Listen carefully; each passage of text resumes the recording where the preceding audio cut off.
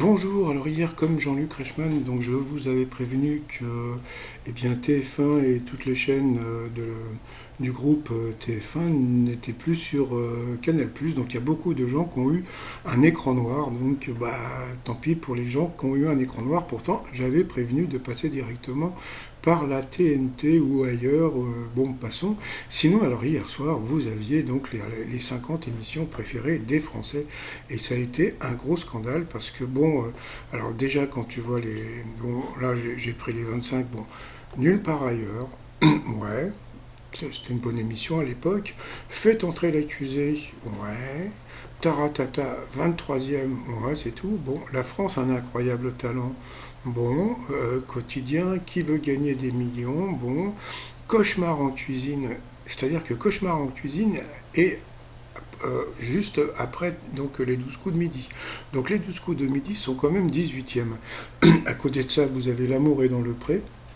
Bon, ça, bon, il y a des fans.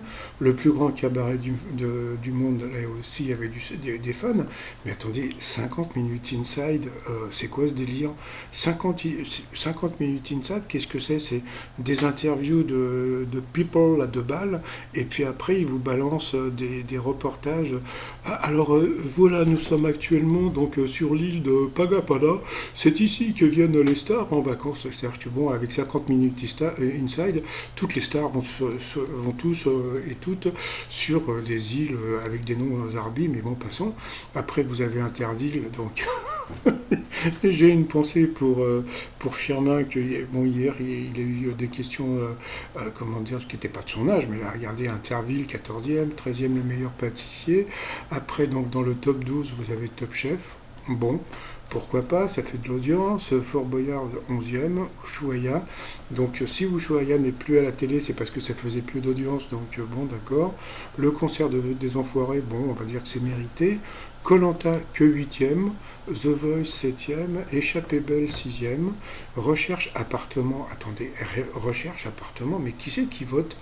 C'est-à-dire que bon, il n'y a que les mecs qui veulent devenir propriétaires, et quand vous regardez les audiences de Recherche appartement, ils cartonnent pas autant que ça, hein, mais bon, c'est pas grave, hein. Après, vous avez en 4e Thalassa, les Guignols de l'info, donc en 3e position, donc ça c'est mérité. Rendez-vous en terrain connu, c'est vrai que c'était une émission sympa. Et en premier, assez étrange, eh bien c'était Capital, donc Capital en numéro un.